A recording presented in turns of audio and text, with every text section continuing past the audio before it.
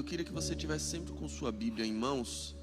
Na verdade, alguns textos eu vou pedir para projetar aqui, mas o pastor Diogo falou antes sobre manter um nível de concentração.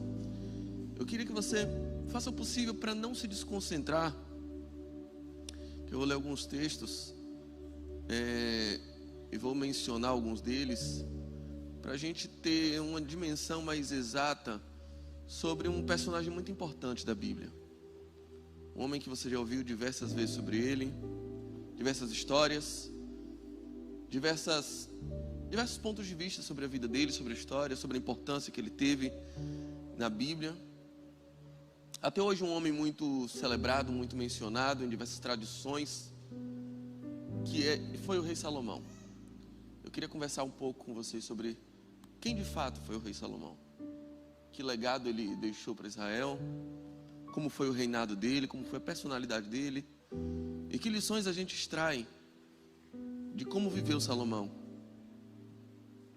O primeiro texto que eu queria ler está em 1 Reis, capítulo 1, versos 29 em diante.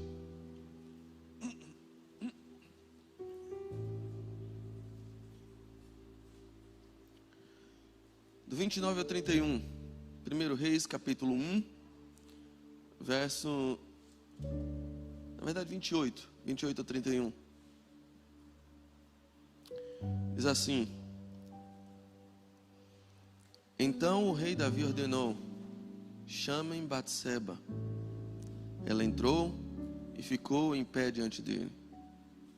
O rei fez um juramento: eu juro pelo nome do Senhor, o qual me livrou de todas as adversidades, que sem dúvida, hoje mesmo vou executar o que jurei pelo Senhor, o Deus de Israel. O teu filho Salomão me sucederá como rei, e se assentará no meu trono e em meu lugar. E então Batseba prostrou-se com o rosto em terra, e ajoelhando-se diante do rei, disse: que o rei Davi, meu senhor, viva para sempre. Eu queria ler um outro texto que está em 1 Crônicas, capítulo 28, versos 19 a 21.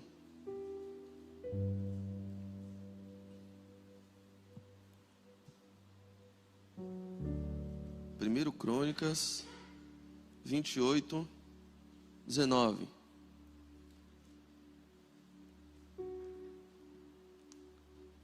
Vê se você consegue colocar aí.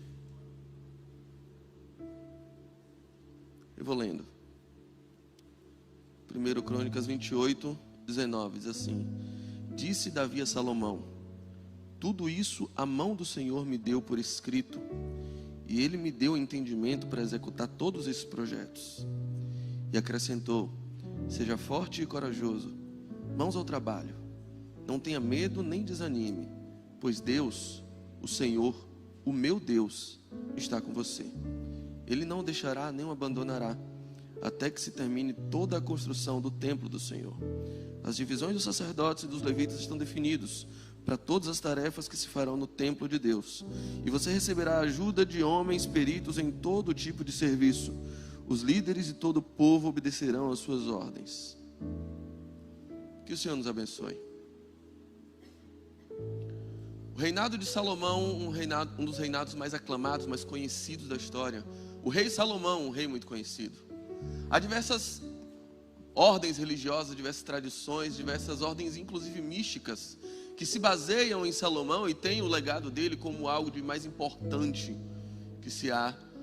Aliás, em Israel, muitas das tradições que se tem, aliás, o templo principal leva o nome de Salomão, que hoje restam apenas ruínas e uma muralha, o Muro das Lamentações, conhecido na antiguidade como o Templo de Salomão. O reinado de Salomão foi um reinado muito próspero, um reinado onde não houve, em tese, guerras, um reinado de muita riqueza, de muita prosperidade. No reinado de Salomão foi construído o templo, um templo riquíssimo, um templo de dimensões até então desconhecidas no mundo primitivo.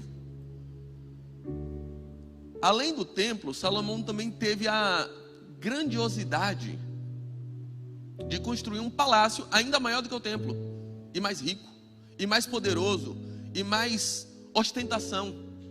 Pessoas vinham de todas as nações para conhecer a grandiosidade do reino de Israel por mãos de Salomão.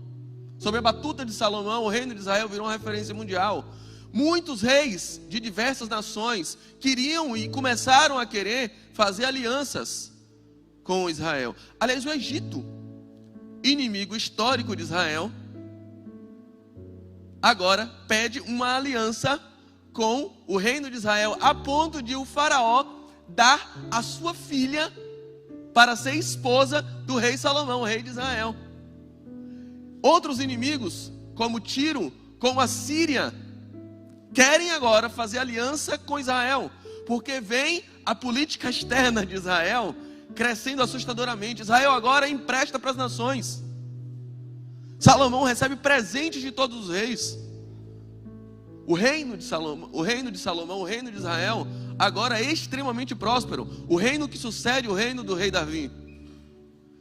Se o reino de Davi é conhecido por ser um reino sangrento, a ponto de Deus dizer para o próprio Davi: as suas mãos estão sujas de sangue, e embora o meu coração se agrade de você, você não pode construir um templo com essas mãos sujas de sangue, de guerra.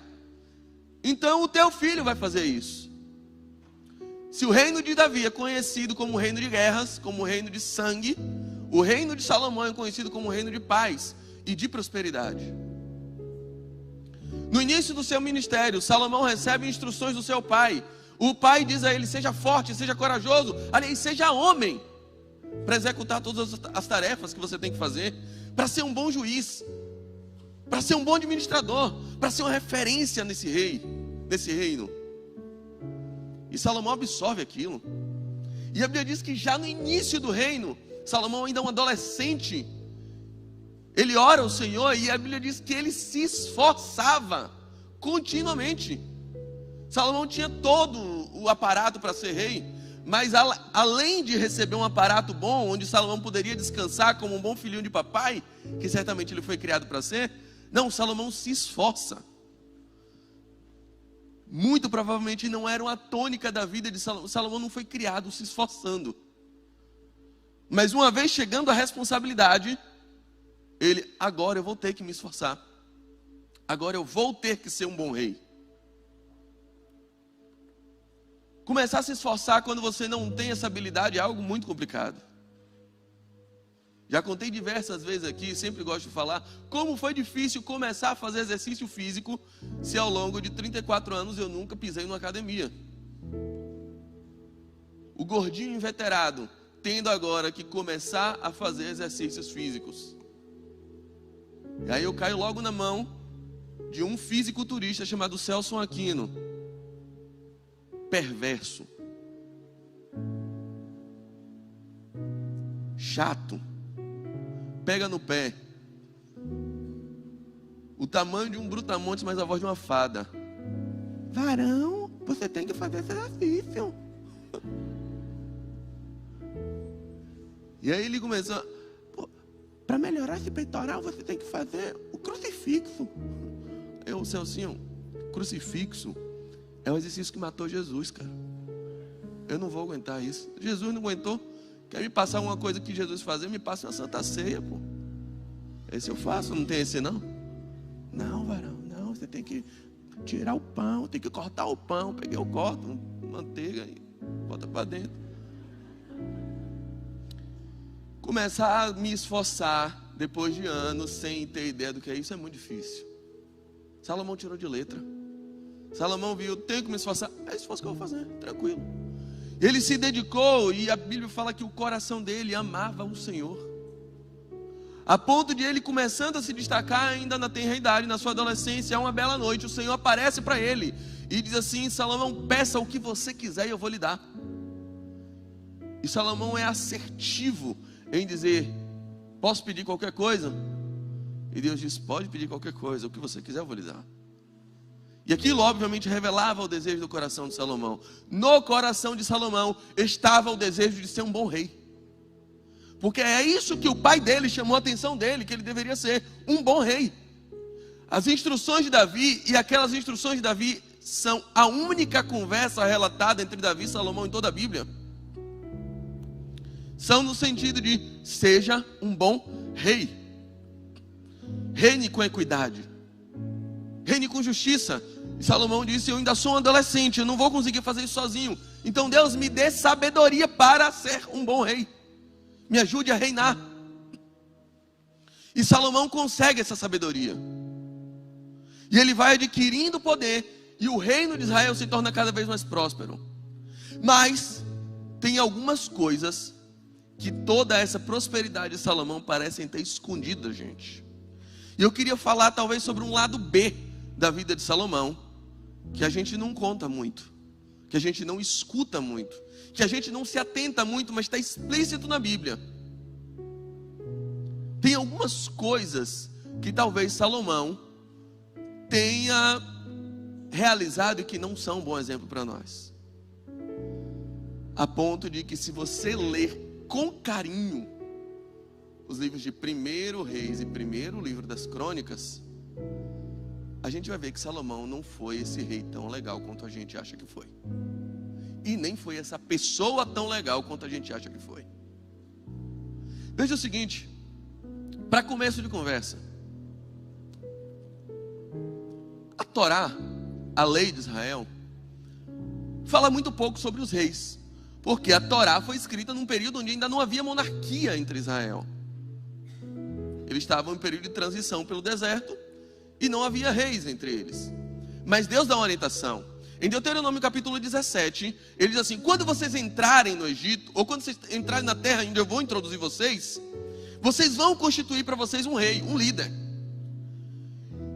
E Deus não dá muita orientação sobre o que o rei podia fazer. A Torá não fala muito sobre o rei, mas fala duas coisas. E duas coisas que o rei não podia fazer.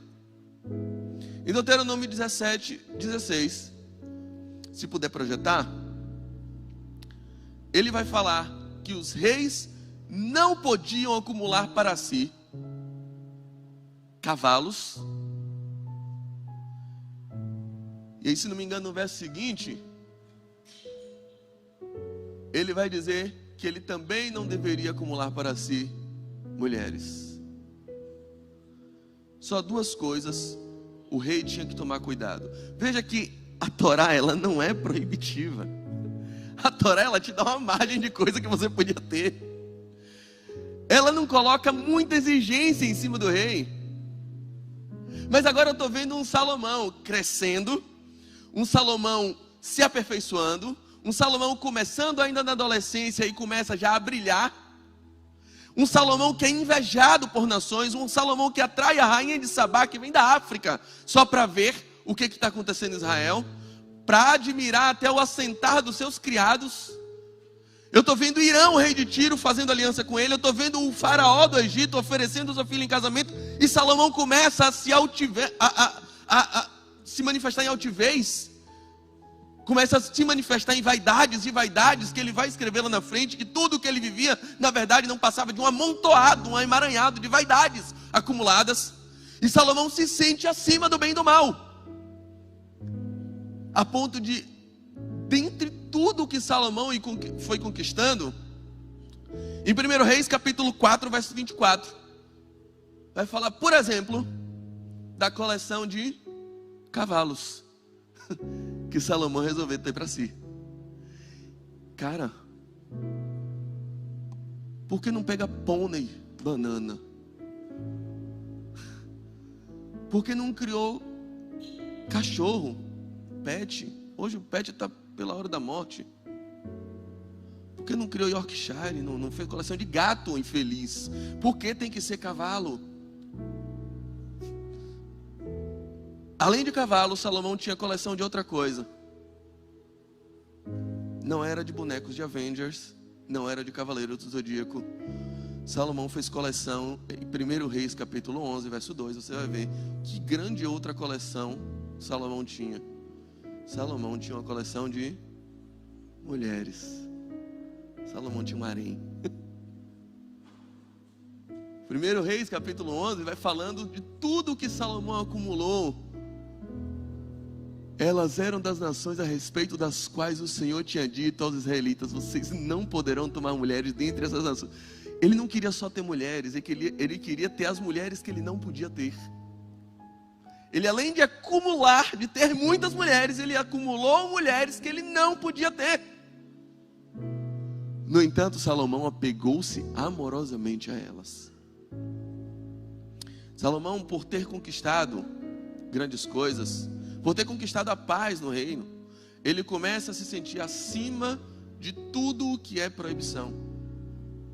Ele mesmo escreve em Eclesiastes capítulo 2, se não me engano no verso 10, ele vai dizer que eu não me privei de nada que os meus olhos viram. Eu não me privei. Eu me autorizei. Salomão se sentia autorizado. Sabe quando você trabalha a semana toda e chega no sábado e diz: eu mereço? A vida não é só pagar boletos. A frase que ferra suas contas no final do mês. Suas contas e sua dieta. Eu mereço. Trabalhei a semana inteira para isso. Aí depois chega o extrato e você se lasca, porque não tem como pagar. Aí percebe que não foi para isso que você trabalhou, porque vão cortar a sua energia. Mas naquele dia você comeu no boi preto. Salomão começa a se autorizar e dizer: sim, eu mereço. Olha o tanto que eu conquistei, Deus. Eu não posso mais conviver com Deus que me proíbe de tanta coisa. Salomão começa a enxergar o cuidado de Deus como um fetiche de um Deus proibitivo. Salomão começa a dizer: Deus me proíbe de muita coisa. Eu não posso muita coisa. Pera aí, não pode ser assim. Salomão começa a entrar numa pegada de relativização. E o que antes ele tinha certeza que não podia, agora ele já acha que pode. Salomão se sente acima de todas as instituições. Salomão se sente acima do bem e do mal. Salomão se sente acima de Deus nesse aspecto. Deus não sabe o que é melhor para mim, eu sei. Eu é que estou passando aqui esse perrengue. Eu é que estou tendo que unificar o reino. Eu é que estou tendo que pacificar. Eu é que estou me desgastando. Eu é que estou me esforçando. E se eu me esforço, eu mereço. Salomão começa a viver uma vida de méritos, uma vida de meritocracia, e vai se autorizando a tudo aquilo que os olhos dele vão desejando. É o primeiro grande erro de Salomão. O que lá na frente ele vai descrever: eu deixei a minha vaidade me dominar. Eu achei que minhas conquistas me autorizavam a passar por cima de tudo e de todos. E me autorizei a substituir Deus como guia da minha vida. Agora não é Deus mais quem diz o que eu posso, o que eu não posso, o que eu devo, o que eu não devo. O que me convém, o que não me convém. São os meus olhos. Daquilo que meu olho se agrada, eu me deleito. E Salomão começa a fazer isso. Cara, eram duas proibições para os reis. Ele faz questão de esbanjar nas duas únicas coisas que um rei não podia fazer. Por quê? A gente vai deixando o caráter de Salomão mais desenhado quando a gente vai avançando no conhecimento. Perceba, Salomão comete um outro grande pecado e mostra um outro traço do seu caráter de forma muito, muito ruim, muito, que serve de um péssimo exemplo para nós. Se você olhar em 1 Reis, no capítulo 10, no capítulo 11, no verso 4, o escritor deixa claro que essas muitas mulheres que Salomão acumulou para si começaram a influenciar diretamente o coração dele. Olha aqui, à medida que Salomão foi envelhecendo, suas mulheres o induziram a voltar-se para outros deuses, e o seu coração já não era totalmente dedicado ao Senhor. Aliás, vale um parêntese, quem não teve oportunidade, eu aconselho muito que revisite a pregação que foi ministrada hoje pela manhã. O pastor Diogo falou: já tem título a pregação? Para depois alguém procurar? Ainda não tem título. Você sabe que título você vai colocar? Um qualquer, né?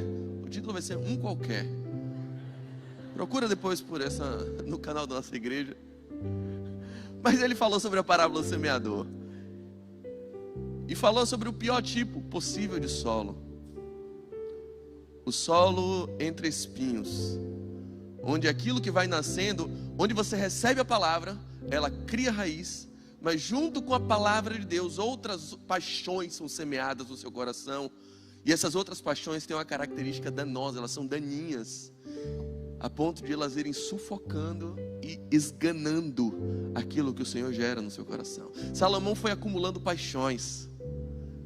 Salomão deixou que no solo do coração dele outras sementes fossem semeadas. Ele se apegava a elas. Salomão amava a Deus e ninguém tem dúvida disso. Eu não tenho a mínima dúvida de que Salomão amava o Senhor. Mas Salomão não amava só o Senhor. O trono do coração dele era dividido entre tantas paixões, a ponto de que chega um momento em que ele é induzido por essas mulheres, que ele acumula para si como coisas. Tá boa, gente, vamos lá. 1000 mulheres, são 700 esposas e 300 concubinas. Na boa, tinha mulher que ele nem sabia o nome, que ele nunca nem se deitou com ela, nunca dormiu com ela. É realmente um garanhão esse camarada? Não. Não se trata disso. Se trata de coisificar pessoas, de manifestação de poder. Salomão agora está passando por cima de tudo e de todos. Era mais do que desejo carnal. Não era só um homem pegador. Não era um vassourinha do reino. Não era. Não dá, nenhum homem dá conta de 1000 mulheres. Está dando conta de uma, rapaz. Você acima de mim. O bicho está pegando. Imagina 1000 sogras. Por favor, amigão. Por favor. 1000 aniversários de casamento para lembrar. Peraí, painho. Vai não. Não se trata de sexualidade. Se trata de poder sobre pessoas. Se trata de coisificar pessoas, relações. Ele era dono daquelas mulheres, não era esposo delas. É isso que Salomão está vivendo aqui. E aí agora, essa relação de propriedade vai gerando esse sentimento de apropriação daqui para lá, a ponto de elas exercerem uma influência no coração deles, e ele fica tão apegado às coisas que ele conquista, que elas tomam um espaço que era do Senhor, o seu Deus, no seu coração. E ele não era mais dedicado totalmente ao Senhor, como foi o coração do seu pai Davi. Verso 5. Ele seguiu Astarote, a deusa dos Sidônios, Moloque, o repugnante deus dos Amonitas. Dessa forma, Salomão fez o que o Senhor reprova. Não seguiu completamente o Senhor como seu pai Davi. 7. No monte que fica a leste de Jerusalém, Salomão construiu um altar para Camos ou Quemos, o repugnante deus de Moabe, e para Moloque, volta aí, o repugnante deus dos Amonitas. Verso 8. Também fez altares para os deuses de todas as suas outras mulheres estrangeiras, que queimavam incenso e ofereciam sacrifícios a eles. Salomão começa uma mentalidade permissiva. Salomão começa uma mentalidade influenciável. E isso aqui é, em primeiro lugar, para dizer: se você é fraco, cuidado com as alianças que você faz, cuidado com as amizades que você cultiva, cuidado com as associações. Mas eu não estou dando uma palavra para você evitar toda e qualquer amizade com pessoas que não têm a mesma fé que você. Eu não creio que o Evangelho nos prive e nos induza a uma vida completamente sectária. Muito pelo contrário. Aliás, isso é o oposto do Evangelho. O Evangelho é relacional. E ele é também proselitista. Nós cremos que o Evangelho é proselitista. Ou seja, faz parte do Evangelho, da vivência do Evangelho, pregar o Evangelho para outras pessoas. Ok? O Evangelho não é um bom conhecimento. O Evangelho não é uma boa informação. Porque um conhecimento, se você tem e não fala para ninguém, ele continua sendo um conhecimento. Uma informação, se você tem e não fala para ninguém, ela continua sendo uma informação. Mas o Evangelho é uma boa notícia. E notícia só é notícia se você conta, se você espalha. O Evangelho foi feito para ser espalhado. Então não tem lógica uma vida de evangelho, uma vida de evangélico, que só te permite andar com evangélico. Veja que não tem lógica, é contra o evangelho isso. Então, obviamente, não estamos falando que você só pode andar com pessoas evangélicas, porque isso é contra o evangelho. Mas ande com pessoas não evangélicas, como Jesus andava. E como é que Jesus andava? Jesus andava em lugares proibidos, tipo leprosário. Jesus andava nesses lugares. Mas o que acontecia quando Jesus andava lá? Ele pegava lepra ou o leproso pegava a purificação dele? A grande diferença é essa. As pessoas que chegam para mim, jovens, pastor, ele é lindo, olha, maravilhoso, tem uma vida profissional estável, só não é cristão. Então vou fazer o seguinte, vou começar a namorar e trago ele para Jesus. Tá ótimo. Se você se garante que ele não vai levar você de Jesus, tranquilo. Se você tem a segurança de andar num leprosário como esse, beleza. Mas é preciso você se conhecer. Salomão não se conhecia. Aliás, Salomão se achava muito. Se achava bom demais. Eu posso me associar, posso trazer, posso casar, posso fazer o que for, tá tranquilo. E ele vai permitindo que os costumes avancem e tragam para ele tudo aquilo que ele estava vivendo, a ponto de se tornar exatamente como elas, as mulheres que serviam a outros deuses. Aliás, é por causa disso que muitas das crenças esotéricas que nós conhecemos até hoje, muitos contos, muitas seitas ocultistas de magias, tem em Salomão o seu primeiro e principal expoente. Porque muitos dizem, muitos estudiosos apontam, e muitos traduzem, inclusive, esses textos, como indicando Salomão entregue à prática de feitiçaria, inclusive. Olha isso.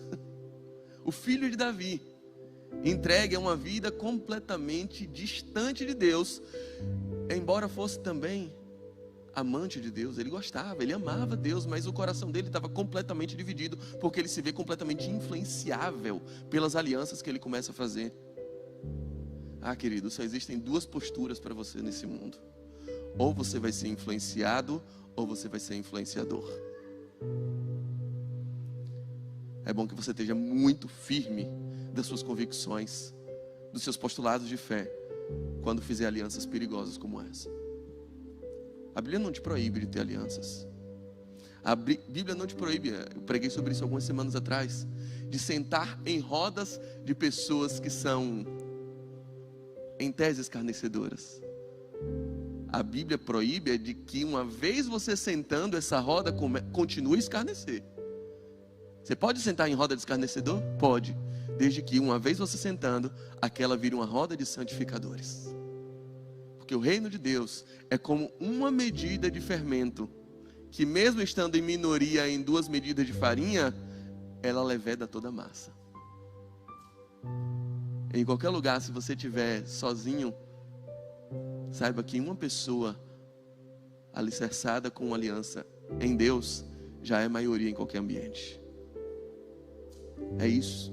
É isso que Deus quer quando te plantou naquela universidade, naquela família onde ninguém serve o Senhor, naquela firma onde as pessoas praticam coisas que você não aprova. Talvez Ele te colocou ali como fermento que vai levedar toda aquela massa e santificar aquele ambiente. Era papel de Salomão santificar as nações, mas não.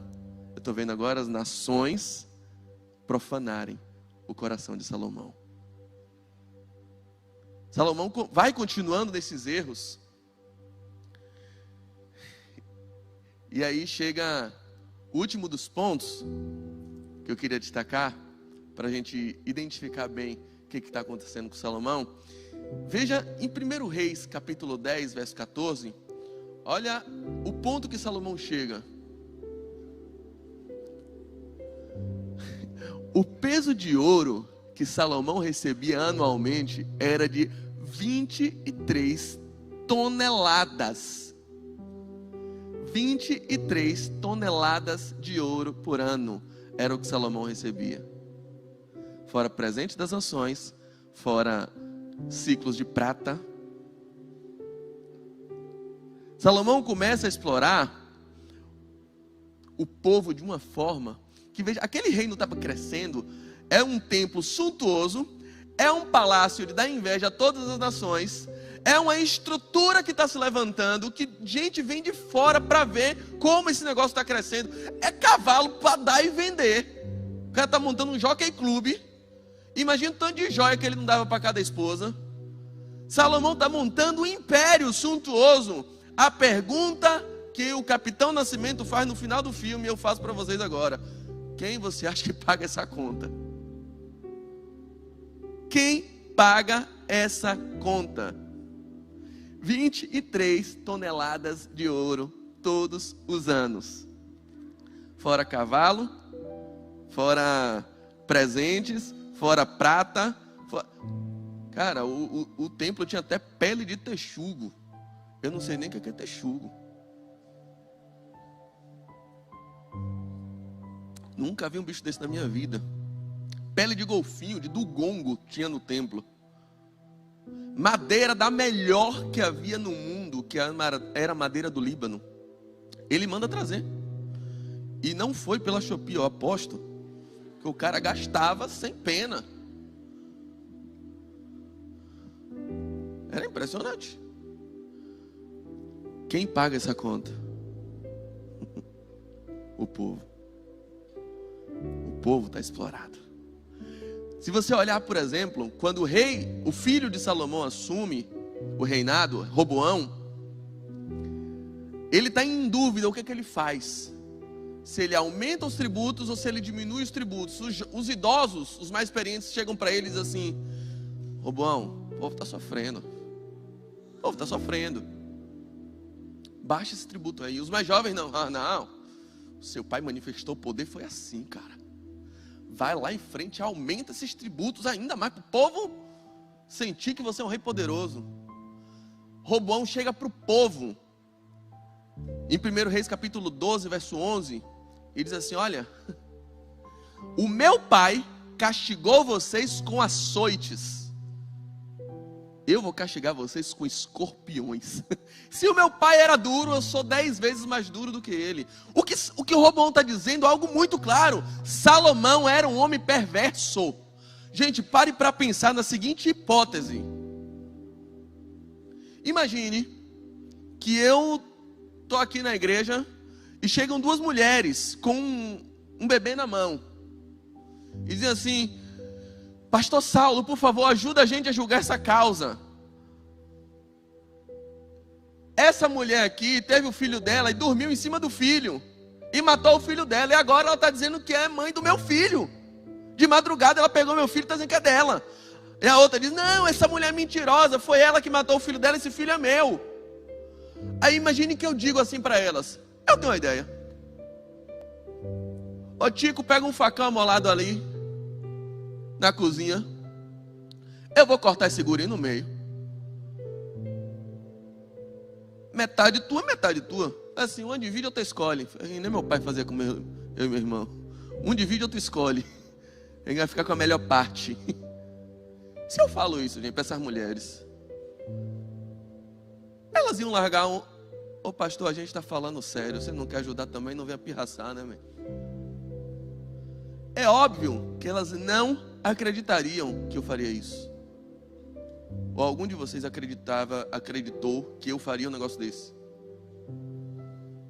Não, é óbvio, todo mundo entender que se trata de uma brincadeira.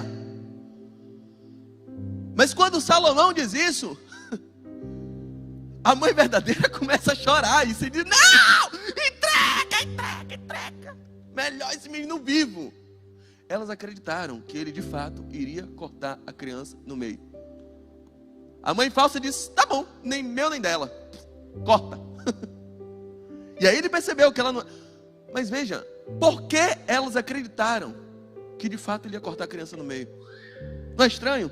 Não parece estranho para você ou está tudo bem? Para mim parece bem estranho. Para mim parece bem estranho.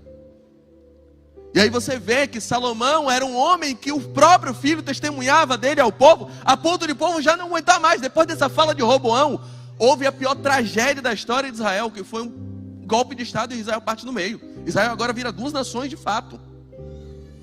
Porque, não, pior que o seu pai, ninguém aguenta mais. Ninguém aguenta mais alguém pior do que seu pai. O seu pai era terrível. Se você vem me dizer que você vai ser mais terrível do que esse, o povo entrou numa revolta e criou-se uma revolução dentro de Israel. Esse era Salomão. O terceiro e grande erro de Salomão, o primeiro foi ele ser extremamente vaidoso, se autorizando e passando por cima de todo e qualquer tipo de proibição. Um homem sem proibições para si. Em segundo, ele era extremamente influenciável e vulnerável nas suas relações e no seu caráter. E em terceiro, Salomão começa a usar pessoas para alcançar os seus propósitos. As pessoas e as relações viram trampolins para ele. Os sonhos dele são custeados pelo trabalho forçado da nação. Com quem ele aprendeu isso, gente? De onde tirou isso? Eu tenho uma teoria. Se a gente for ler, por exemplo, 2 Samuel, capítulo 11. Projeta aí, por favor. 2 Samuel 11. Eu vou ler rapidinho esse texto. Vamos tentar ler com pressa, para a gente não se demandar muito. 2 Samuel 11, a partir do verso 1. Olha como é que está escrito aqui. Eu não sei se essa versão vai ajudar, mas tem uma palavrinha que se repete muito nesse texto. Eu vou ler correndo, e aí toda vez que essa palavra se der, mesmo que não esteja aqui do jeito que ela está escrita no original, eu vou salientar para vocês. Na primavera, a época que os reis saíam para a guerra, Davi enviou para a batalha Joabe com seus oficiais e todo o exército de Israel. A palavra enviou ali é a mesma palavra de mandou. Ele mandou para a batalha Joabe e seus... E eles derrotaram os amonitas, cercaram Rabá, mas Davi permaneceu em Jerusalém. 2. Uma tarde, Davi levantou-se da cama e foi passear pelo terraço do palácio. Do terraço viu uma mulher muito bonita tomando banho e mandou alguém procurar saber quem era. Disseram-lhe, é Batseba, filha de Eliã e mulher de Urias, o Hitita. 4. Davi mandou que a trouxessem e se deitou com ela, que havia acabado de se purificar da impureza da sua menstruação. Depois voltou para casa. A mulher engravidou e mandou um recado a Davi dizendo que estava grávida. Em face disso, Davi mandou esta mensagem a Joabe: mande-me Urias, o Hitita. E Joabe o mandou. Gente, qual é a palavra que mais está se repetindo aqui? Mandou. Isso é uma piada do escritor. Em português, essa repetição de termos é uma figura de linguagem chamada polissíndeto. No hebraico, é a forma que um texto tem para dar ênfase a qualquer mensagem que ele quer passar. No hebraico eles não tinham negrito, eles não tinham itálico, eles não tinham superlativo, eles não tinham caixa alta, eles tinham repetições como ênfase. O texto está dizendo claramente que a ênfase desse texto não é sexo, é poder. O grande pecado de Davi é exercer relações através do poder.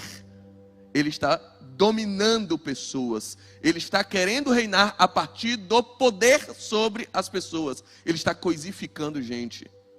Tanto é que quando Natan vai repreender ele conta a história de um homem que tinha ovelha e rouba a ovelha de um cara que não tinha, que só tinha uma. Natan não está falando sobre sexo. Natan está falando sobre poder. Salomão aprende com o pai. Aliás, essa mulher com quem Davi exerce poder é Batseba, que vem a ser a mãe de Salomão.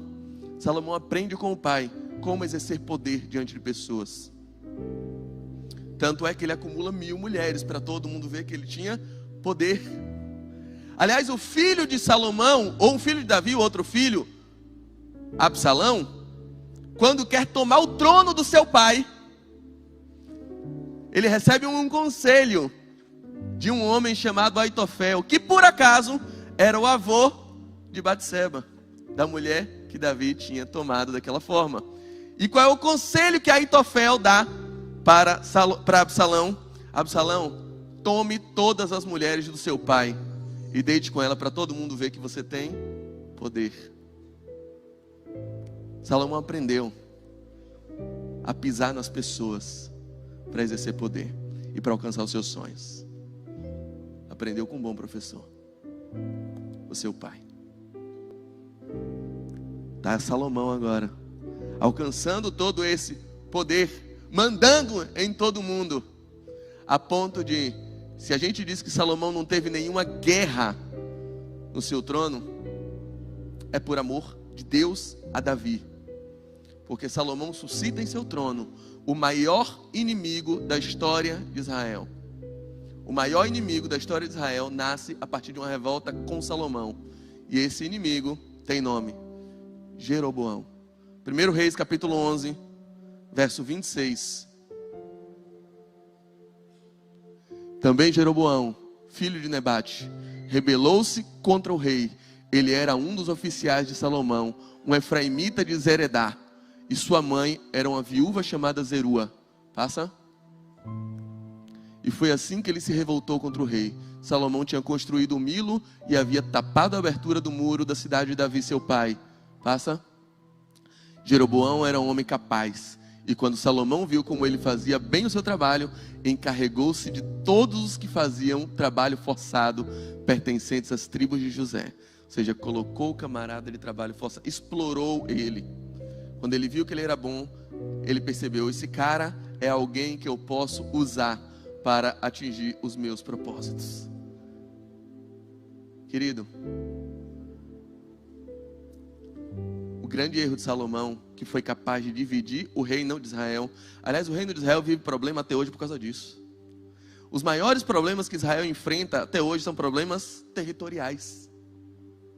E nasceu aqui, com Salomão, o nosso grande rei. Porque ao invés de usar os seus propósitos para alcançar pessoas, que é o que o Jesus sempre fez, ele usava pessoas para alcançar propósitos, pisando em tudo, pisando em todos, porque os sonhos dele tinham que acontecer, porque Deus era alguém a serviço dos sonhos dele, porque as pessoas eram pessoas a serviço dos sonhos dele. E por que isso acontece, gente? Por que Salomão manifesta tanto problema de caráter? A chave, para mim, está no fato que a gente leu no início. Qual é o contexto que Salomão assume o trono? Salomão assume o trono quando Israel está com um rei doente. A Bíblia fala no primeiro livro de Reis, e começa dizendo que houve um tempo que Davi já estava velho, e tinha uma jovem que deitava-se com ele todas as noites para aquecê-lo. E deitando-se com ele todas as noites, a Bíblia fala assim, e o rei Davi não a conheceu, ou seja, não tinha relações sexuais com ela. Por que o escritor está falando isso?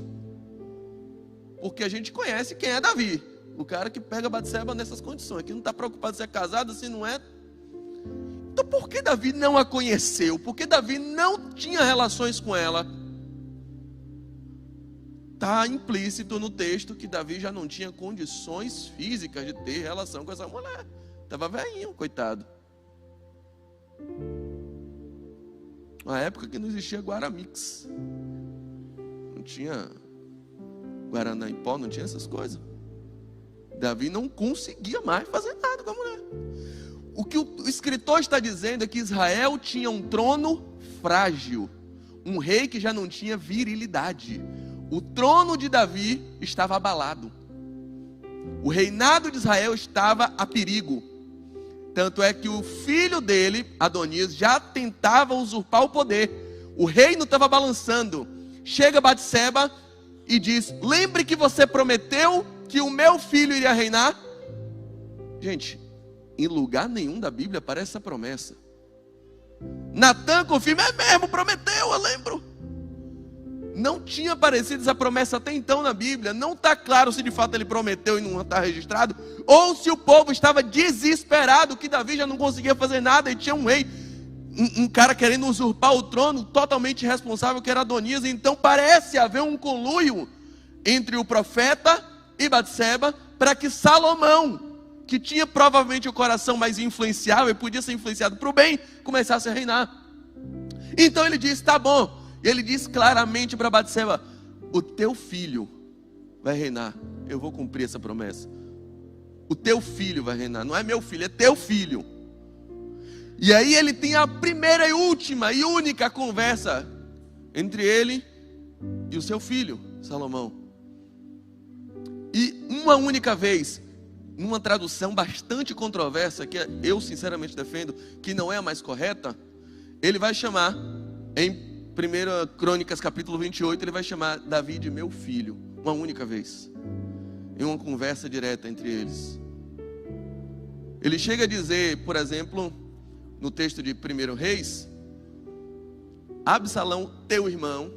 Ele chega para Batseba, Salomão, teu filho, e uma única vez ele chama, de fato, Salomão, meu filho.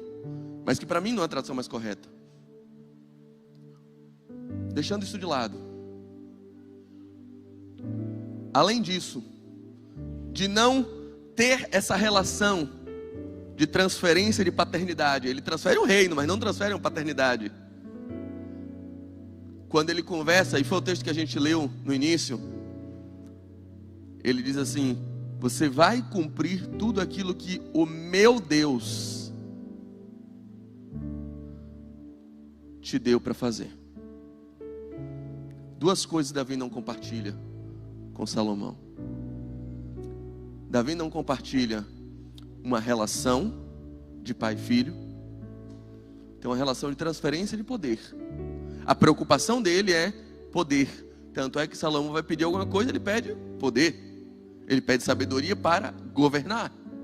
Ele vai pedir isso a Deus. Ele transfere uma relação de poder, mas não uma relação de paternidade. E ele não transfere uma relação de devoção a Deus. É o meu Deus ou o seu Deus. Ele usa essa expressão duas vezes. Em momento nenhum, Davi conversa com Salomão sobre o nosso Deus. É esse tipo de gente que Davi acaba criando. E Salomão repete isso a ponto de que Roboão é o pior, em termos de resultado, rei que Israel podia ter. Porque é no reinado de Roboão que surge o golpe de estado com Jeroboão, e de cara, de 12 tribos ele só fica com 2, perde 10. E poderia ter sido no reinado de Salomão. Davi, o excelente rei, não consegue ser um bom pai. Davi deixou para Salomão todo o aparato para a construção de um templo.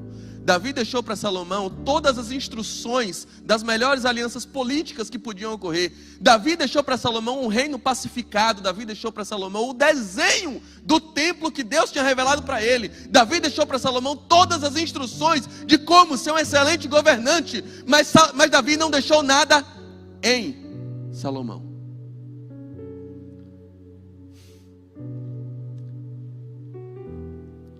Eu já falei aqui uma vez que eu tive um pai que teve muitos defeitos. Muitos. Eu tive um pai que morreu e não me deixou um centavo de herança. Não deixou nada. Não deixou apartamento, um carro, não deixou nada. Na conta tinha nada. Tinha dívida para pagar. Mas eu não tenho como expressar o tamanho da gratidão que eu tenho, porque sinceramente a principal influência que eu tive para amar tanto a palavra como eu amo, para amar as escrituras como eu amo, foi a palavra do meu pai, que me dizia a importância de, nas palavras dele, comer esse livro com farinha todos os dias. Foi por causa do meu pai que com 15 anos eu li a Bíblia inteira pela primeira vez. Ele não deixou nada para mim, mas o que ele deixou em mim é algo imensurável, que eu não saberia descrever para vocês. O grande segredo da vida, meus queridos, não é o que você deixa para as pessoas, o que você deixa para o mundo. Você pode ser eterno aqui nesse mundo. No dia que você morrer, mas um pedaço de você estiver compartilhado em cada uma das pessoas com quem você conviveu. O que você está deixando no mundo? O que você está deixando nos seus filhos? O que você está deixando nas pessoas com quem você convive? O livro de Atos fala da experiência de uma jovem costureira chamada Dorcas. E quando ela morre, as pessoas se agarram aos pedaços de roupas que ela tinha costurado e choram, agarrando-se àqueles pedaços, lembrando: Dorcas me deixou isso. Parecia que havia um pedaço de Dorcas em cada um. Que tipo de criação você está dando para os seus filhos? Que tipo de herança você está deixando neles? Ou você está preocupado com o que você vai deixar para eles? O que você está deixando para o mundo ou o que você está deixando no mundo, impresso nos corações e nas relações onde você passa? E às vezes você pode dizer: não, mas eu não tenho como fazer isso porque eu tenho feridas insuperáveis de um pai que não me abraçou quando eu precisei, de uma mãe que foi um grande peso na minha vida, de ancestrais que não foram boas referências para mim. E Salomão tinha essa desculpa. Mas na boa, que desculpa? Essa desculpa Josias também tinha, e buscou em pessoas muito mais importantes. Aliás, no próprio Davi, Josias buscou bons exemplos para viver uma experiência completamente diferente. E você pode buscar nos Salmos a experiência que diz assim: se o meu pai e minha mãe me abandonarem, ainda assim o meu Pai Celestial me acolherá. Jesus não veio revelar um Deus em seu poder, veio revelar um Pai em seu amor. Um Pai que substitui todas as suas carências intermináveis. Um Pai que te abraça de um jeito que o seu Pai Celestial não te abraçou. Um Pai que inspira para você um outro exemplo, diferente daquele que te espancou, diferente daquele que te abusou, diferente daquele que te abandonou. Porque Ele jurou pelo seu próprio nome que supriria todas as carências do meu e do seu coração, e que estaria conosco todos os dias até a consumação dos séculos. Salomão teve muitos méritos, mas o que fica marcado na vida de Salomão, infelizmente, é por ele ser responsável pela pior tragédia da história de Israel, porque deixou seu coração se enveredar por um projeto de poder, por um projeto de conquista que esvaziou por completo o sentido das relações. Querido, não use pessoas para atingir seu propósito. Não use pessoas para expandir seu network. O verdadeiro work é a net.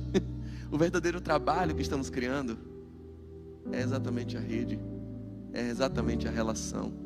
Pessoas não podem ser usadas para alcançar propósitos, porque pessoas são o nosso propósito. Muito mais gratidão você vai ter do seu filho pelas tardes jogando videogame com ele, do que pela aposentadoria que você vai deixar, pela previdência privada que você está cultivando tanto, pelos presentes que ele ganhar. Os presentes que ele mais vai lembrar são aqueles que você tirou da caixa e brincou com ele. Aquilo que mais marca, e aquilo que vai deixar sua marca no mundo, aquilo que vai te tornar eterno nessa geração. Embora o paradoxo, né? Que eterno é para sempre e não apenas nessa geração, mas aquilo que vai fazer você expandir as fronteiras do seu corpo. É saber que ainda que a sua pele, a sua carne, o seu corpo material pereça, há algo de você espalhado em cada lugar onde você pisou. Será que você vai ser dos que não deixam saudade? Ou você está vivendo uma vida plena o suficiente, marcada por um amor a Deus e por uma devoção a Cristo tão intensa, a ponto de te tornar inesquecível por onde você passa? Feche seus olhos. Vamos orar. O que vai te tornar inesquecível nos lugares onde você passa? Como vão lembrar de você? O que seus filhos vão carregar? O que seus amigos vão carregar? O que seus sobrinhos vão carregar de influência tua? O homem que pisava em todo mundo e que conquistou muita coisa? O vaidoso que se permitiu tudo, que tinha 1000 mulheres, que tinha 1000 homens? O homem que conquistou mais cavalos do que gente que admirava ele. O homem que era bonito e que era admirado na igreja, que era admirado na rua, mas em casa os filhos não o suportavam. O rei que inspirava inveja para os de fora, mas que massacrava os de dentro. O pai que era alegre, que contava piada na rua, mas que em casa era um pedaço de cavalo com a esposa, com o filho. Que tipo de herança você está deixando? Que tipo de marca você está deixando onde você pisa? Ah, querido, essa não foi a marca que o nosso Senhor nos ensinou. Salomão não é seu exemplo. Aliás, Davi também não é seu exemplo nisso. Jesus é o nosso exemplo. O homem que diz: as raposas têm seus covis, as aves dos céus têm seus ninhos, eu não tenho sequer onde reclinar minha cabeça. É engraçado que ele diz isso, mas na cruz, quando o projeto eterno dele estava firme, estava consolidado, quando ele diz está consumado, quando ele diz: Pai, eu a ti entrego o meu espírito, Pai, perdoa eles porque eles não sabem o que fazem. Na cruz onde ele estava edificando uma igreja, na cruz onde ele estava criando para si uma noiva, na cruz onde ele estava formando uma família, na cruz onde ele estava consolidando o projeto de relação, onde ele estava mais uma vez redimindo e reconciliando céus e terra, onde ele estava atraindo para si todos os pecadores do mundo e dizendo: quando o Filho do Homem for levantado sobre os homens, a todos ele atrairá para si. Na cruz onde ele me atraiu e te atraiu, na cruz onde ele consolidou o projeto eterno de salvação, na cruz onde ele estabelecia uma ligação de céus e terra e uma ligação de homens e homens, na cruz onde ele formou para si uma família de muitos homens, tantos como a areia da praia e tantos como a areia do mar, na cruz onde ele consolidou as relações. Antes ele tinha dito: o Filho do Homem não tem onde reclinar a cabeça, mas na cruz ele diz: Pai, a ti eu entrego o meu espírito, e reclinou a cabeça, porque agora ele tinha um corpo. A cabeça só pode reclinar quando tem um corpo que o acolha. Cristo é o cabeça, nós somos esse corpo. Nós somos esse corpo. A cruz nos lembra disso. A cruz nos lembra do verdadeiro projeto de Jesus: ter uma família. Que o nosso coração esteja assim, com o propósito de que as nossas relações sejam o nosso objetivo principal. É assim que devemos viver, não passando por cima de todos, mas nos ofertando como suporte. Você quer ser inesquecível? Então pare de deixar coisas para as pessoas e comece a deixar marcas nas pessoas. É disso que seu filho precisa. Seu filho não precisa de herança, seu filho precisa de exemplo. Seus amigos não precisam tanto de dinheiro, eles precisam de abraços, de atenção, de carinho, de afago. Ser bem sucedido não é ser dono das pessoas, não é ter poder sobre elas, é servi-las. Quem serve tem autoridade sobre.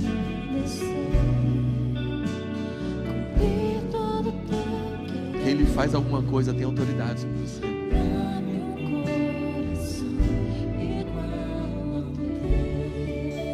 Fique de pé, vamos cantar. Se tu olhares, Senhor, pra dentro de mim, nada encontrarás de bom, mas um desejo eu tenho de ser transformado.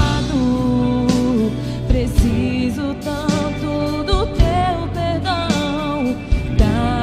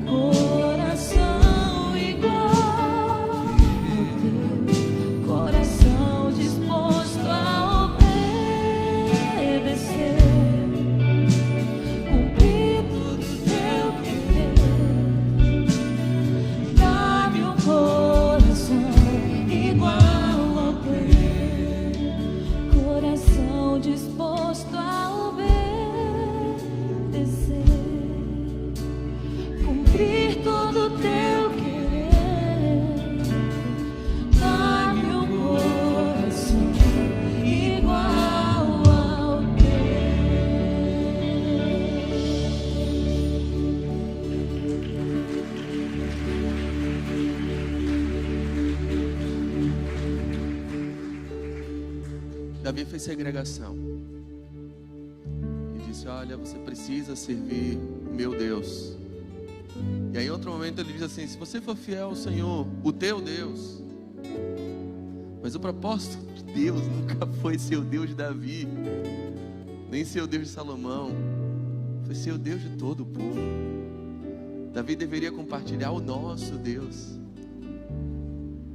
O filho de Davi, o verdadeiro, o fiel, o bom filho de Davi, que veio ser Jesus, ele nos ensina a orar. E quando os discípulos pedem: ensina a gente a orar, ele diz assim: é tranquilo.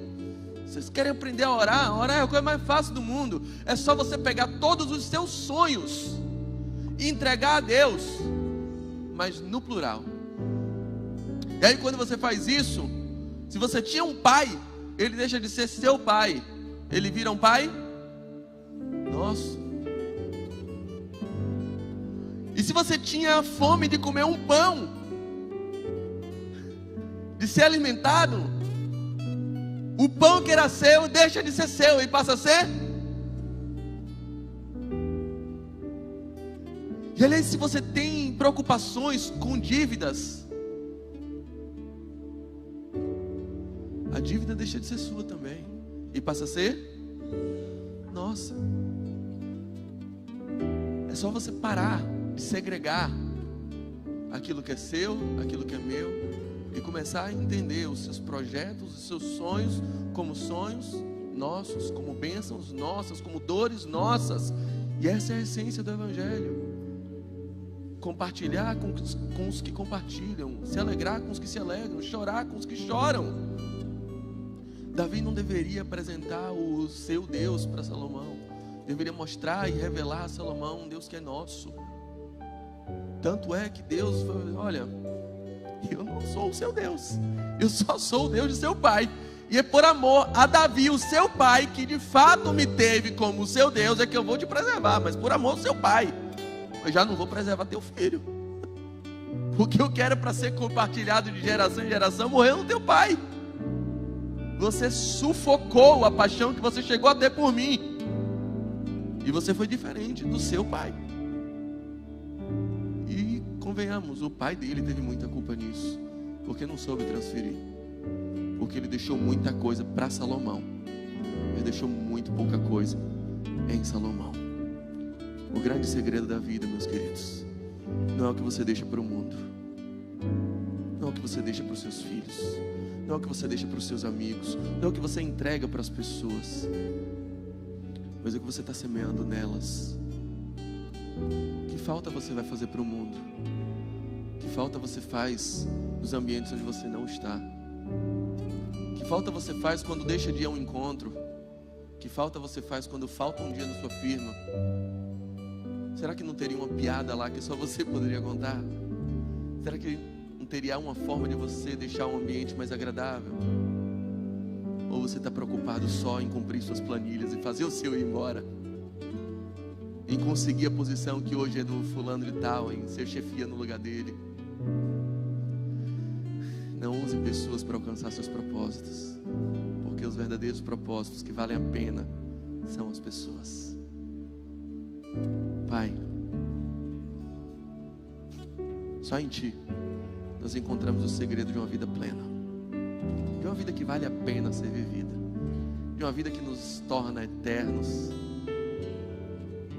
de uma vida que alcança o âmago do sentimento de sucesso desenhado pelo Pai para nós. Uma família de muitos filhos. Ah, Senhor, a maior alegria do Pai na parábola do filho pródigo era que o filho mais velho aprendesse a chamar de irmão aquele que o pai chamava de filho. Era estabelecer relações. Mas o nosso conceito de sucesso parece estar muito deturpado, Senhor. Que as nossas conquistas sejam conquistas de relações cada vez mais sólidas e profundas. Que o nosso sucesso seja o sucesso em servir os nossos irmãos da forma mais efetiva possível. Ah, Senhor, que nós nos eternizemos por ser aqueles que transformaram vidas, que deram propósito a outros. Que a gente use as nossas profissões, Senhor. Que eu possa usar a minha advocacia para mudar a semana de uma família. Que outras possam usar a enfermagem para dar um novo sentido a alguém que estava desenganado. Que outros usem a medicina, Senhor, para salvar pessoas e dar a elas um novo propósito de vida.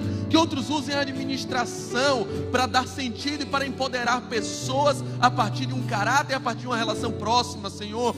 Que entendamos o verdadeiro sentido pelo qual vale a pena ser vivido, e que nós deixemos uma geração futura empoderada não de coisas, mas de valores que plantamos em seus corações. Que possamos compartilhar virtudes, possamos compartilhar princípios, mas sobretudo possamos olhar para os nossos filhos e mostrar o verdadeiro valor do nosso Deus, do nosso Pai, de um Deus que não é só meu, de um Deus que não é só dele, de uma experiência, Senhor, que se transfere sim, que se compartilha sim, que se imparte sim, e que se vive coletivamente. Ah, Deus, a salvação não é individual, a salvação é pessoal, mas se vive coletivamente. A salvação de Cristo é coletiva, é representada por mesa, é representada por povo, é representada por corpo, por lavoura, por edifício, por árvores, sempre com alegorias, Senhor, que são coletivas, que dependem um dos outros, que são feitas de interligações.